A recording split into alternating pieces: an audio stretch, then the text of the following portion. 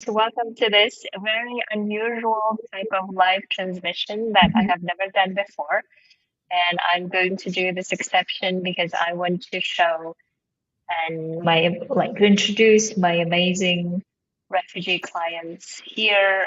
You'll be seeing several of them. And today we have started this journey with one of my amazing refugee clients, Nzele. Hi, Nzele. Hi, Asel. Thank you for having me. Absolutely. Thank you for joining us. And today, the reason why we wanted to do this live transmission is we wanted to introduce you to the world of Mm, stories of refugees and also the past that they're going through and what dreams they're pursuing and mm, how they're thinking of going there. And also, of course, sharing any insights in terms of how they have gotten to where they are now and where they're going, and share their wisdom with anyone else who is in the situation who can relate mm. to this. So that's why, Zella, let's start with the first question that is always the introduction, right? So let's introduce you to the world. Hello, world. My name is Nzele Omari. I am a Congolese refugee living in South Africa for the last 19 years. Throughout my life, I've lived in more than three refugee camps in three different countries. Took us a while to finally arrive in South Africa, but we did arrive here in 2004. Yes. And that's a little bit of my background as a Congolese refugee living in South Africa. Yeah, so I guess like many people who are in my circle, humanitarians, right? And they may know a lot about refugees or people who may not even know about refugees. So, Zella, if you can share with us your journey of how someone from the refugee camp, getting Mm. the education, getting the changing to different camps and then getting settled somewhere. How is that journey and how is that journey for you? The journey has definitely been one for the books. At first, growing up in different countries, as a young child, I did not really understand the mission or the reason why we had to move from one country to another Yeah. country. But now that I'm a little bit older, I completely understand. Leaving my home country was obviously because of the war that's happening in Congo. We moved to Tanzania in the refugee camp there. Now I know that my parents' goal was to always be in South Africa because my uncle and his family were here. So we lived in refugee camp for the very first time in Tanzania, and that was very interesting because it was very new to me, and I was less than 5 years old, and I couldn't understand why we had to leave my home, my friends, everything that was familiar to me, and started living in a place where we were in one big tent. A lot of other families now understanding that we were all in a different from the different place, or we were all in the same situation. So at that very early age, I didn't understand, but well, once we moved from the camp in Tanzania, we moved to the camp in Malawi. So I was a Mm, little bit older then I started to see things a little bit different. And one highlight of being in camp is the humanitarian that I got exposed to. mm, So obviously there's a lot of organizations that work with the refugees, assist the refugees in camp from all different departments. And for me being in camp, I did not have access to education at first. And now looking back, my parents too don't have an education background. So in a way, what felt like normal to everyone, I mm, only realized that it was not normal when somebody and a humanitarian came in the camp and gathered us kids and taught us ABC and colors. Mhm. And at that moment, I realized, okay, cool. School is not just for some people; it's actually a right. Now that I'm older, like education is a right. Yeah. I don't know why that was normal for young kids to just roam around camp for years without any education. And it was through those humanitarian who obviously came into camp. Some of them taught very, very young kids or teenagers, depending on the level that the child was at. It was through them that I got introduced to education. Mhm. And if anyone knows me will know that education has been my saving grace. I believe education is very powerful. It can change one's life. And more importantly, is people who inspire you or show you that education is something that you can also access. So living in camp, those humanitarian, just being around, teaching us young kids such things as colors and numbers really opened my world to whole new possibilities. And it's because of what they planted in me from very, very early age. Um, they would ask me what I want to be when I grow up. At that moment, I've never been asked that. I don't Mhm. think it was something that my parent or people within my community went around asking little girls, what you want to be when you grow up? Do you know you can be anything you want to be? And at the back of my mind, I used to think that's just something people say, just, Yeah. you know. But it actually you can become anything you put your mind to. And I believe education plays a huge role.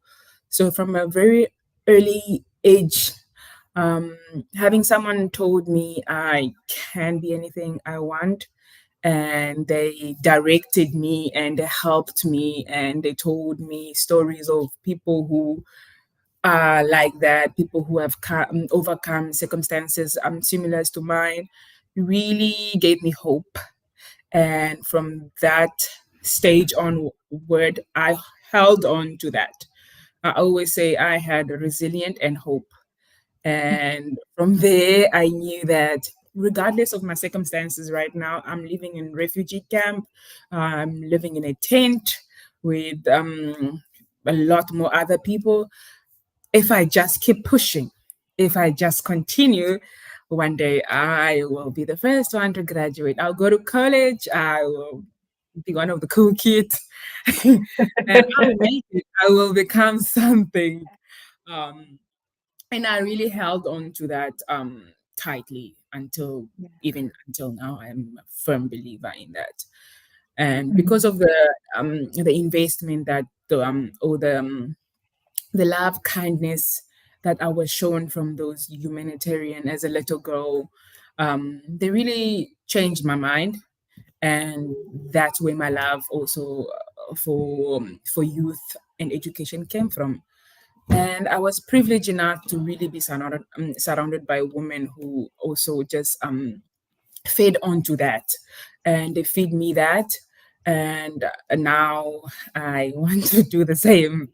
And I knew that the people that, especially humanitarian, their work is really something. The return on investment, sometimes we don't see it right away, Yeah. but those people change life. they Yay. they change life, and as a refugee child at that moment, it changed my life. It opened my world to a whole new world. Actually, it's opened my mind to a whole new world, a world of possibility, where I was allowed to dream and to look beyond my circumstances. So Yeah. big advocate for that, to I say. love that. So this is the thing is that in my own journey as well, and in coaching especially, the whole purpose of coaching is getting ourselves beyond and above our circumstances, right? So that we all individually, no matter where we're born or what circumstances we end up having as children or growing up, we don't let that obstacle stop us, or we don't let that obstacle be the reason why we don't go to experience life the way we want to. So that's why, Zella, I think you are an amazing example of that, where it could have been so easy to just say, well, who am I to do this? Or I have all of these reasons why not to do, right? And I think even like in circumstances that are not yours, but in other circumstances, for every one of us, it becomes sometimes very easy to just say, it's too difficult to do this, or it's just too hard, right? And then not do it. And therefore, I love your example of how Thank you. you have held on to all of this ideas of what could be possible beyond the circumstances and what else is possible, right? So that's why the whole message that we want to give today with Zella to everyone is, no matter whether you are in a refugee camp or whether you are in a situation that you feel like you would never come out of it, or who are you to actually believe that it's possible, we would love to show examples of our own journey to say that what if it is possible for you as well, and what it takes for us to go beyond our circumstances and not let circumstances dictate what we can and cannot do in life.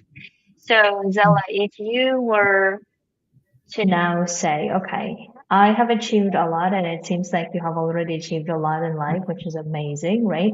And the goal, by the way, for everyone who is listening and watching, the goal that we are working with Zella, when she came to me and said that she wants to join my free coaching for refugee women and men, the first thing she said that she wants to be an advocate for education for refugees.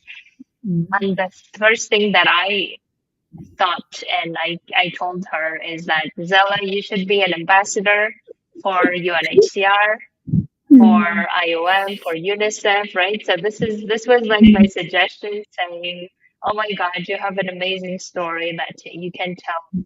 And it's so relevant to the people that we're trying to um, get inspired and take action on, right? So therefore, you would be a perfect ambassador for these organizations. And that's why my goal for Zella is to get her to become an ambassador, a goodwill ambassador for these organizations. Because of the journey that you have gone through, and you have the first hand experience of how you have overcome all of this, and you are such a great advocate in education. So tell us a bit about how you see the future going forward, and then we discuss about your advice to everyone who's listening. So, My dream for the future is definitely to advocate for refugees worldwide, because I'm a Congolese refugee, but now I'm aware that there's so many refugees from different countries, from different part of the world, and refugees go through similar situations. And my dream is to get refugees, or to have refugee voices in places where policy making decision are, and to get our stories out there. And I think it's very important for me. I believe that as a refugee child need to see their dreams, or they need to hear about other refugees successful story, because having someone you can relate to is very important. It's vital, actually. And we can all say so and so did it, and so mm, achieved amazing things, but how is their story the same as mine? How do we relate? So having somebody, hey, I was also in camp, I the only memory I have of my country right now is being on my father's back, and what felt like days, and hearing gunshot all over. That's the only memory I have of my home country. So having someone who is in that situation, knowing that I come from there, and I know what it's like sleeping in a huge tent, having to fight to get food, or waiting for days for someone to drop food on. And this is what I was able to achieve.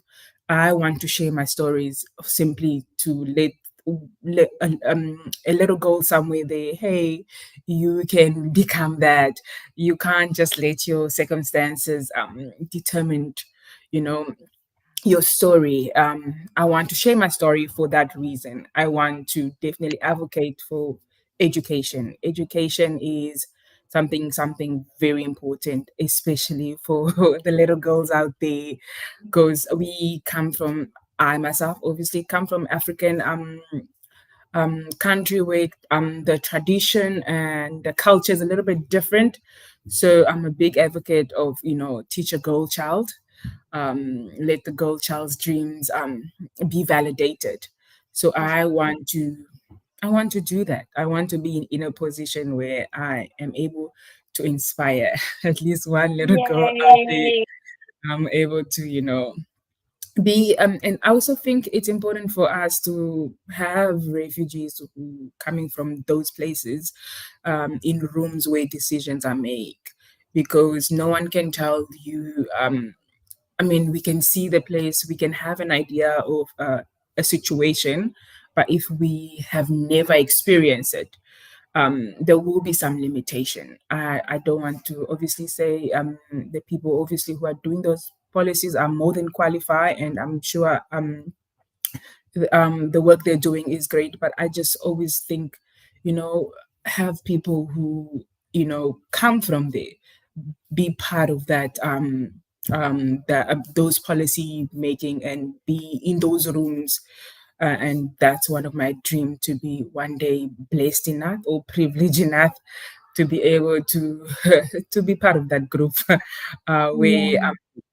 my little experience or the little input I would maybe have is actually used and is yeah, is valid for Mhm. that situation.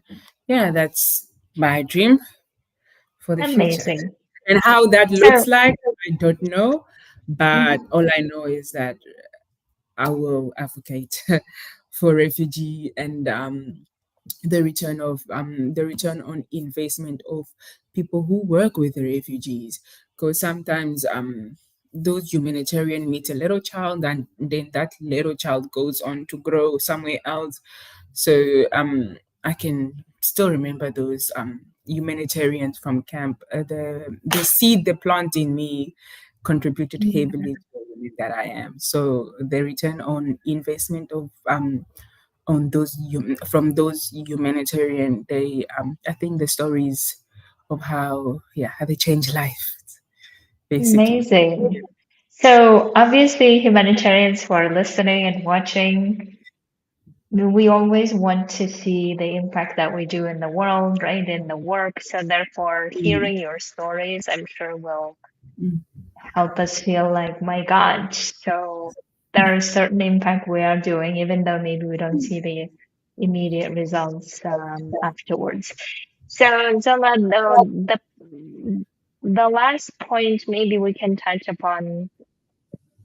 So, for the little girls around the world, especially in refugee camps, especially in situations where mm, the world that we see seems very limited, right? The mm, world that we see has a lot of boundaries, a lot of frames, and those little girls who are watching us or who are dreaming of the possibilities and they happen to find us online somewhere on YouTube. mm. What do you think? What can we tell them? What can be the message from Zella? I would say determination and resilient, uh, and hold on to hope. Hope Yeah. is very, very important, and be determined to be committed to your dreams.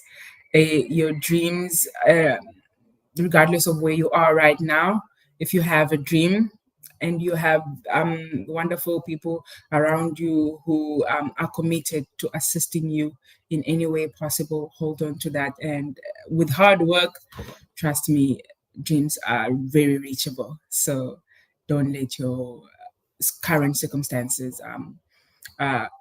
take you away from dreaming or make you think that dreams are for certain people. No, dreams are for you, and I believe you have something to offer. And I hope Mm. that little girl knows that they have a purpose. Yes, I love that. I love all of what you're saying. And I always tell like little girls in my family or in my surroundings is that if we look around, there are always people or examples that we see, right, that are from our circle, maybe from the people that we know. There are always people who are going after what they want, even though the circumstances are very difficult. And that's why Zela's example is great to show that, like, from the refugee camp, going to different camps, and then going to South Africa and still continuing pursuing a dream, continuing pursuing education, right? And continuing advocating for it. If people like her can do it, if people like me can do it, if people like so many others that you may find the examples of, then that means it's also possible for you. And that's why always find the person that you can resonate the most and see their example of how they are doing it. And even though you may not take their examples, but at least you know that this is possible, right? So therefore, go for it. The example that I always use is there used to be a point where speaking another foreign language was a very difficult thing to do, at least in my circles. And if someone would even speak another language, we'd be like, whoa, is this even possible, right? And nowadays, it feels like everyone is speaking another foreign language. And that, Yes. yeah, and that makes me feel like so proud that it's such a common thing that we do nowadays. And that also shows that if we can do one thing, we can also do many other things, right? So these are very little examples, but these are little examples to show that if we have the skill for one thing, we have the skill for many other things. So therefore, for any little girl watching us, use or be inspired by Nzela's example and inspired by anyone's example that you can find and keep working on the goal that you want, on the dream that you want. And as she said, determination, I love commitment, dedication. These are amazing skills that we already have. We can just keep working on them. So, Zella, thank you so much for being here, for sharing your story. Thank you so much for having me. I really appreciate it. Thank Absolutely. And I would love to address to any humanitarians, any amazing people who are working for UN agencies in particular that we're aiming for, that we would love to get your help to making Zella's dream come true. And by um, talking to her, I will be putting her LinkedIn profile in the message as well later.